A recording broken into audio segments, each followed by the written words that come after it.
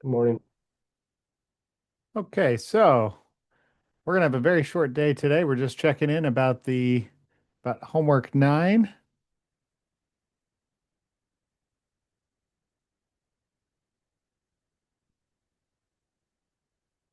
All right, so you guys did really well in this homework, so I imagine we'll be brief today. Um, just to let you guys know, well, maybe I'll bring it up at the end just in case anybody shows up late, but we'll go through this homework first. Uh, so, the first of these few are evaluating. You're going to get a couple of these on the final. The first of these are all about evaluating what type of theory a person is using in their moral judgments. So the kind of reason that they are offering is what's going to determine, or sorry, their judge. I said moral judgments. I mean the judgments about their life satisfaction, about their well-being, right? So what you really want to know is what are they um, what are they evaluating? Like what's the basis on which they decide whether their life is going well or not? So when evaluating whether his life is going well, Jerry adds up all the pleasurable experiences, subtracts all the painful ones. He doesn't care about whether he's desired these pleasures or make a distinction between different types of them. He only cares about their intensity. So that's simple hedonism. You just add up the number of positive experiences you've had, the pleasurable experiences you've had, and your life goes better the more you have. Um, question two. Uh, so Carrie only cares about whether she has an optimistic outlook on what she's done in life. She's been through lots of hardships, but she has a good evaluation of all those experiences, so she thinks her life has gone pretty well. That is positive attitude theory. So if you have a positive outlook, an optimistic outlook, um, it doesn't really matter what the actual content of your experience is, or whether you desired it necessarily. All that matters is whether you actually have a good attitude about it. So that is positive attitude theory. It's sort of the most subjectivist theory in the sense that what makes your life good is just how you think about it, right? Um, let's see here. Next one. So Juan considers whether he's gotten everything he wants out of life. Well, want is another word for desire, right? Um, so he doesn't make a distinction between different things that he wants. As long as he gets what he wants, that's what counts for him. So this is different from simple hedonism because what is valuable on this theory is that he wants something, not necessarily that it brings him pleasure. So the hedonistic theories measure happiness in terms of pleasurable experiences, but the desire satisfaction theories measure it in terms of satisfied desires. And so the thing about the distinction between these two is that hedonism really says that all the things we do are based on some kind of pleasure. Whereas desire satisfaction theory is a little broader. It says lots of things we do are maybe based on pleasure, but we may have desires for things that are not in themselves pleasurable, and yet it is valuable to fulfill those desires, right? So it's a little bit broader of a focus. And another important distinction between the desire satisfaction theories and simple versus and the two hedonistic theories is that the hedonistic theories are pretty subjectivist in the sense that whether you're happy or not, depends on your internal mental experiences, whether you get pleasure or don't get pleasure. And lots of different things in the objective world might bring people pleasure, but the hedonistic theories say pleasure, that subjective experience, is the only thing that matters. The desire satisfaction theories are a little more objectivist in the sense that whether your desire is satisfied or not depends not just on your mind, but also on how the world works out. So if I have a desire for a drink of coffee, that desire can only be satisfied by actually drinking coffee, right? Or at least maybe getting a suitable substitute. Um, but I can't just fulfill that desire just by thinking about it. Um, Whereas on a hedonistic theory, whether it brings me pleasure to actually drink the cup of coffee or just think about it, uh, as long as it brings me pleasure, that's what matters. Okay, question 4. So George considers whether he's gotten everything he wants, but he makes a distinction between different things, types of things he wants. To him, some things are worth having and others are not. So this is informed desire satisfaction theory. This kind of theory argues that there's a kind of hierarchy in our desires, that some of our desires are just about the world outside of us, and we want the world to be a certain way. But then there are other desires that target desires themselves, and these are what are called higher order desires. So I may have a desire for a sip of coffee. That is a first order desire. But then if I desire to desire coffee, that is a higher order desire, right? Informed desire satisfaction theory says that the really important ones are the really important desires are the ones that are higher order. If we get those, that's what really matters. And informed desire satisfaction theory has the benefit that it allows us to deal with things like addiction better. So if I have, if I'm addicted to nicotine and I need to get nicotine every day, I may have a desire for nicotine, but I may also have a desire not to desire nicotine, to quit, right? And so informed desire satisfaction theory says that the satisfaction of that higher order desire is the thing that really matters. And the first order desire, there may be some first order desires that we really shouldn't satisfy. Simple desire satisfaction theory has a harder time dealing with those kinds of situations. It's kind of committed to saying, look, if you want nicotine and you get nicotine, then you're living a good life. Whereas informed desire satisfaction theory allows us to say, no, there are some desires we don't want to desire, and those are the ones we should get rid of. The ones we do want to desire are the ones we should keep. So Samantha adds up all the pleasurable experiences she's had and subtracts all the painful ones.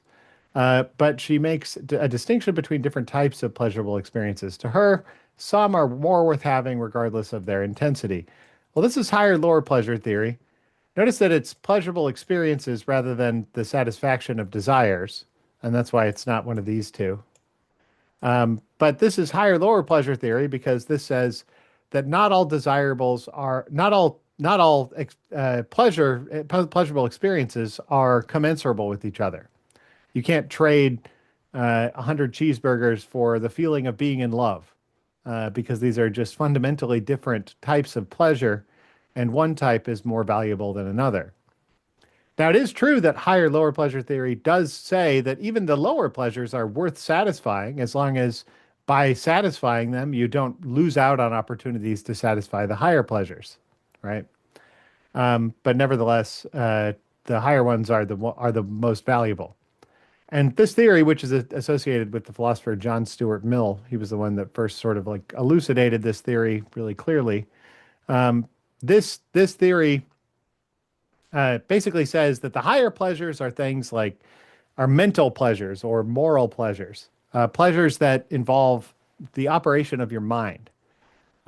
So on this view, reading good poetry or playing a game of strategy or going to the opera or listening to beautiful music, those are all higher pleasures than eating a cheeseburger or getting your back scratched or taking a drink of water when you're really thirsty. Those are all valuable, but they're not as good as the mental pleasures. And Mill had a lot of reasons for this. I mean, with regard to the mental pleasures, he thought that they were more valuable largely because they're more lasting and sustainable, and you don't get the same kind of like drop off. Like if you eat one cheeseburger and then you eat a second cheeseburger right after it, the second one is not nearly as satisfying as the first. Whereas if you listen to a beautiful piece of music and then listen to a different beautiful piece of music right after, you probably get just about as much pleasure from the second one as from the first. So there's not this like hedonic treadmill where you're kind of like unable to where every new desire, every new pleasure blunts the impact of the second one, right? Or the one that comes after it. With the Mill also talked about moral pleasures. These are the kinds of pleasures we get from helping other people and fulfilling our duties and being a good person. And he thought these were especially valuable not only because they have that aspect of mental pleasures where you can think back on them and think, wow, that was a really good experience. I'm really glad I did that. And continuing to do that doesn't reduce the quality of it, but also because they indirectly help a lot of other people, right? If I get a valuable experience, a kind of pleasure out of, volunteering my time for charity, then that feels good, not just for me, but for the people I'm helping, right? So this is the kind of distinction that Mill made. Oftentimes, utilitarianism, which is a kind of variant of a kind of consequentialism, uh, is cast as just a kind of simple hedonistic theory that like all you should just maximize the amount of pleasure without any distinction. But there are some moral philosophers like Mill who thought, no, you can make this distinction, and uh, it's not a problem that you can. Finally, question 6 here. This is objective list theory. So Nancy doesn't worry about whether her life is full of pleasurable experiences at all. She also doesn't care whether she's gotten everything she wants. She doesn't care about whether she feels good about her life right now. Her only criterion is whether she's accomplished all the things that she thinks are independently valuable. So this theory says that well-being really is just satisfied based on whether you do these things objectively, right? And the list of what is good and what is bad varies depending on the philosopher you're talking about. But on this view, you don't have to get pleasure out of these experiences, and you don't even have to desire them or have a good attitude about them. It's just the mere doing of them is what matters. Um, so, like, if it's valuable to get married and have kids, then even if getting married and have kids and having kids, doesn't bring you a lot of pleasure, or it's maybe not something that you personally desire, on this theory, doing that is still objectively valuable and makes your life good. Um, you know, a lot of the things, I think a lot of people think of their life in this way, where it's like, okay, what are the things I have to do to have a good life? I need to get married. I need to have kids. I need to go get a good education. I need to go get a good job. Um, and then the question is just like, okay, are those things independently valuable or are they valuable for some other purpose? These other theories say, well, they're valuable for some other purpose, whereas objective list theory says, no, they're just valuable for themselves, right? That's just what makes for a good life. All right, now we're off to talk about the some of the uh, evidence from positive psychology about uh, the correlates of happiness. Where are people happier? What life events make them happier? So, present happiness research shows that there's significant variation in happiness based on region and country. So, Northern Europe typically in these measures is the most happy, much happier than any of these other regions. And the same is true for comparing different countries. So, Norway is one of the happiest countries on earth, according to these measures. Um, and, you know, United States, Argentina, Greece are significantly below Norway. A lot of this research, by the way, like argues that like the things that make people happy are things like having a significant social safety net, not having to worry about like, well, if I lose my job, am I going to lose my house and my health care and all these other things? Um, they typically find that countries with significant social safety nets have higher rates of happiness. Um, So, which method do social psychologists usually use when they compare happiness in various regions and countries? It's typically the survey method. So, the spot check method is a little more labor intensive, well, significantly more labor intensive. The survey method is where you just survey people and ask them a question one time that says, how satisfied on a scale of 1 to 7 are you with your life right now? Um, and so when you use that method, that's the kind of method they're using when they're evaluating, like, okay, which countries are happier.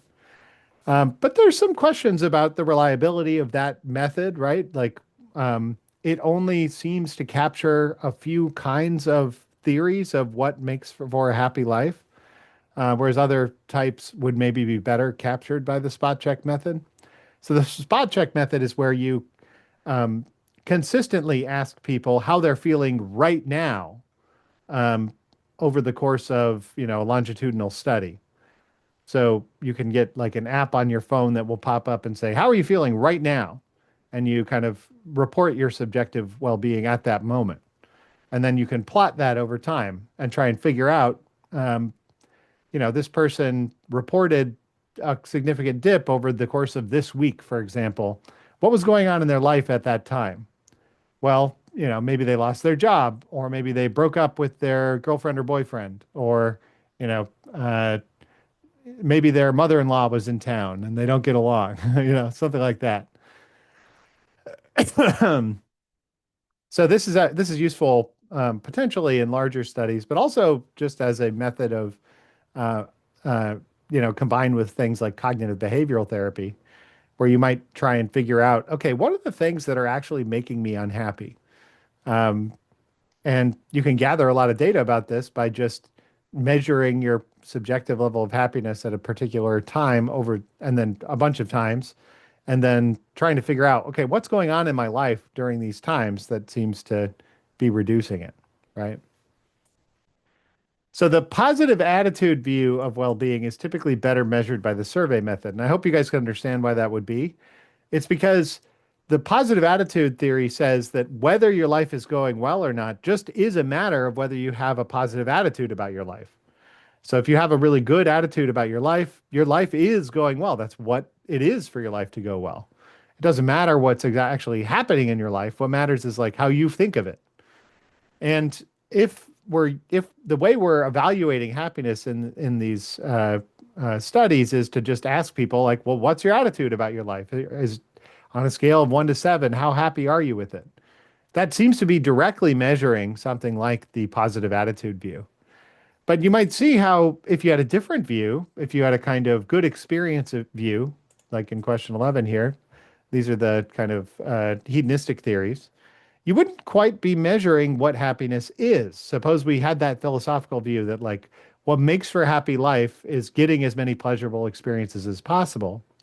Well, then somebody might have a ton of pleasurable experiences, but still have a bad attitude about it. And so the survey method would report that they're unhappy. But but then that wouldn't be measuring the thing we might think of as happiness, because you might say, well, look, it doesn't matter what their attitude is. What matters is whether they've been having good experiences. And they could be kind of grumpy about having good experiences, but their life is still good. And then we're not really measuring with the survey method what counts as actual happiness. But I think it's important to note that, like, these are just different philosophical theories about what counts as well-being, what counts as a good life. And there are a lot of different arguments about which one is better. It's just important that whichever one you think is right, if you're going to actually evaluate it empirically, that you pick the right method that would evaluate what you think happiness actually is, right? And the survey method is not very good for identifying whether people are happy based on the hedonistic views. Um, yeah, let's see here. So yeah, the good experiences view is better measured by the spot check method. And I hope you guys can understand why that would be, right? If I'm getting a little pop-up on my phone twice a day that says like, how happy are you right now? That's better measuring like what kinds of good experiences I'm having right now, as opposed to a more broad evaluation of my life, which would be called for more by positive attitude theory.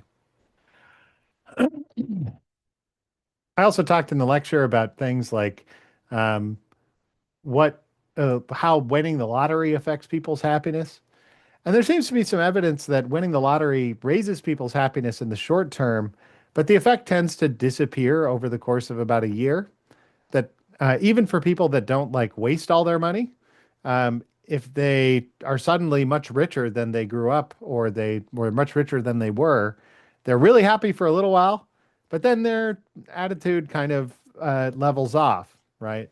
Um, the interesting thing about some of this research is it seems to suggest that rates of happiness do not go up linearly with the amount of money you get. So people talk about how money, there's this old adage, right, that money can't buy happiness. But there is money can buy happiness up to a point. It just turns out that point is somewhere around $70,000, probably a little bit higher now with inflation. Anything beyond that tends to not really substantially increase your levels of happiness. Um, and so you can see maybe there might be an argument here for why, for a kind of social welfare state, because if you're not getting greater levels of happiness, the richer you get beyond a certain amount, it makes more sense just to make sure everybody's taken care of on the baseline because people below that amount of money are less happy, right? They're usually less happy because they have less access to resources like education and healthcare and housing and other things that make for a happy life. But once you get above a certain threshold, you've got all the creature comforts that are necessary for your happiness. And so, um, whether you're happy or not doesn't seem to depend much on whether you have more money. It makes you wonder, should we have a society where, we have a couple people, maybe four people that own something like 50% of the wealth?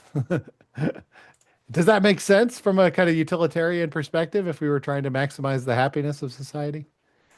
I don't think so, but it's a complicated subject. So, if a theory is subjectivist, I mentioned this distinction in the lecture. Um, that means that the phenomenon that the theory is about depends on our attitudes for its existence. And the typical example I use for this is like a painting might be beautiful, but its beauty might just be in the eye of the beholder, right? The person that looks at the painting. And you and I might look at the same painting, but you find it beautiful and I don't. Um, and it might be true that it is beautiful according to you, but not beautiful according to me. What makes the painting beautiful is something about the way we respond to it, right? So that's a kind of subjectivist theory of aesthetics. It says that whether something is beautiful or not depends on the viewer's perception. But not every phenomenon is like that, right? Whether the Earth is round or not is a an objective fact about the world that's made true by the way the world is, not by the way we respond to the world. And if you and I disagree about whether the world is round, you suppose you think it's round and I think it's flat, um, I am wrong because I have a theory about it that is incorrect, that doesn't match up with the way the world actually is, with the facts that make that statement true. Whereas you have a theory that does match up with the way the world is, right? So hopefully you can see that the kind of correspondence theory of truth that we've been talking about in this class, that came up early in this class, it best fits phenomena that are plausibly objective, where the phenomenon doesn't depend on our attitudes for its existence, whereas other theories of truth might be more appropriate for subjectivist phenomena, right? Um, and for subjective phenomena, right? So, uh, if there's one thing I want to stress to you, just in my experience in philosophy, it's not to have necessarily a universal view about these things, that everything you might look at must be interpreted in one way. Instead, sometimes you can think, well, no, there are some things that there are just cold, hard facts about. And then there are other things that are squishier, that are a little bit more amenable to disagreement, where uh, or different interpretations, right? And we don't need to have a theory that encompasses everything. Sometimes it's okay to be a kind of pluralist, right? So if a theory is objectivist, that means that the phenomenon is that the theory is about does not depend on our attitudes for its existence. Uh, okay, so finally, I mentioned in the lecture that some of these theories of well-being are more plausibly subjectivist theories, and some of them are more plausibly objectivist theories. I would say simple hedonism is a subjectivist theory. Positive attitude theory is a subjectivist theory. higher lower pleasure theory is subjectivist. Obviously, objectivist theory is objective because it doesn't depend the what's valuable doesn't depend on our attitudes at all. And then I would say the desire satisfaction theories are they're a little more objectivist than the hedonistic theories. They're what philosophers often call response dependent theories, in the sense that you cannot make a desire satisfied just by thinking about it. Your desire is responsive to the way the world is. So it's sort of partly subjectivist because it's a mental state within your mind, but it's also partly objectivist because that whether that mental state is satisfied or not really depends on the way the world shakes out, or the way the world actually is, right? Okay. Any questions about homework 9 on happiness?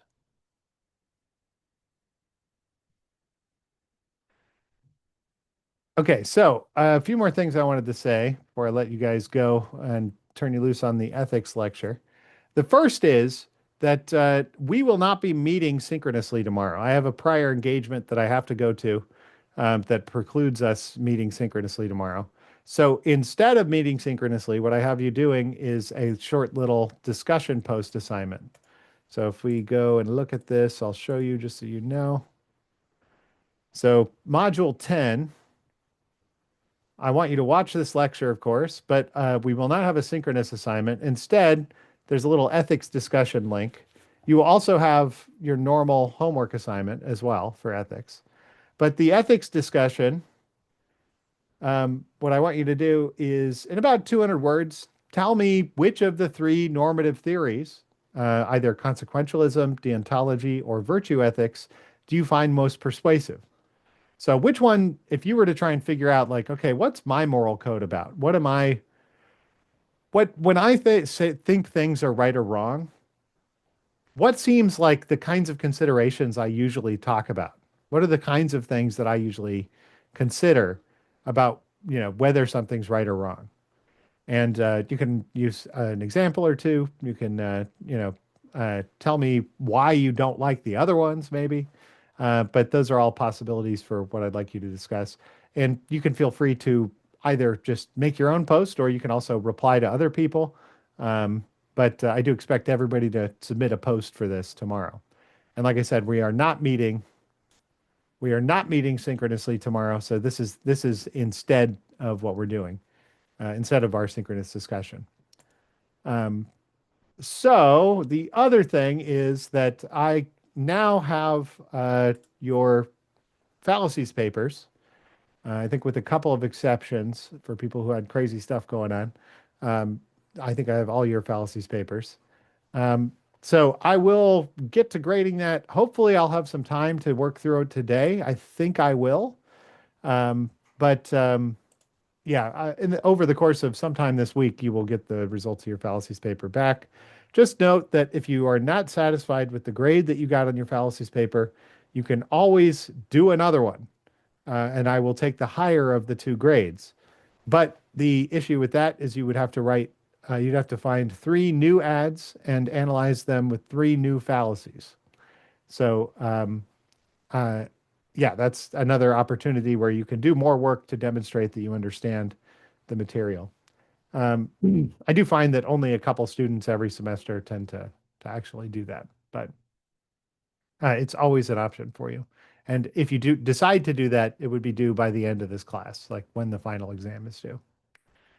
Um, yeah, so we will only have one more synchronous meeting in this class.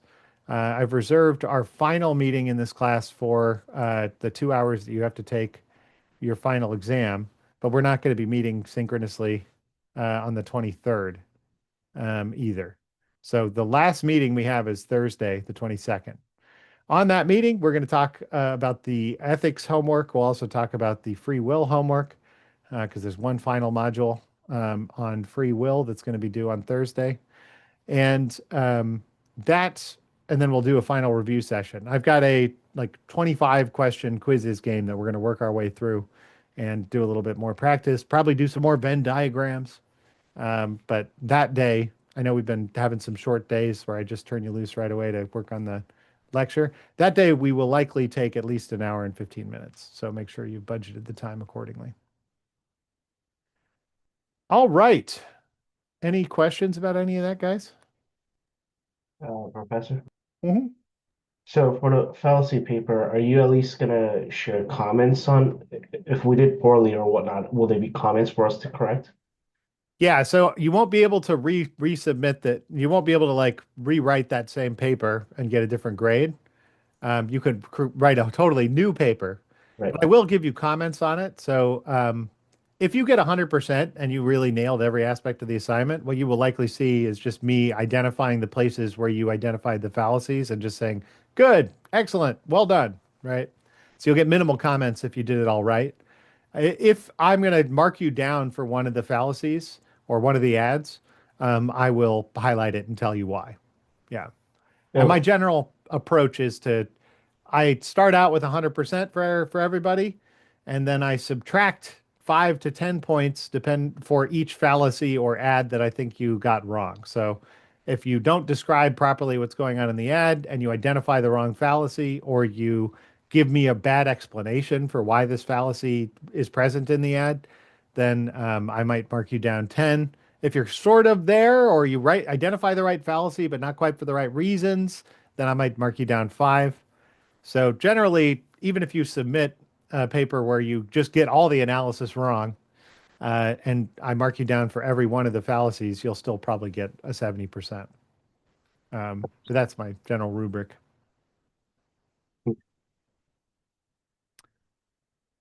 All right.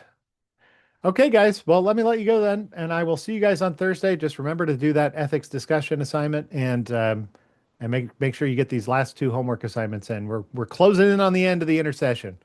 Thanks for sticking it through.